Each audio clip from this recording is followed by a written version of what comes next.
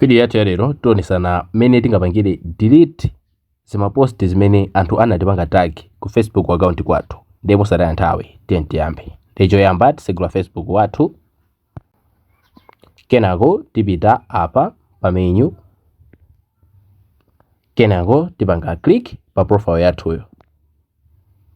Tikafika apa tikaseseresa chonchi mene mukuonera mapost awawa ndokuti nachita kupangidwa tag siyanga eni. Nde osewa ndongopangidwa tag. Nde tifuna no tidelete awiri osewa. Cause aire ndikutazionesa zina la account. Koma ina awa ndongopangidwa tag. Nde tipanga click apa pali madoti atatu pa post pa. Kenako tipanga apa alemba kuti remove tag. Kenako confirm.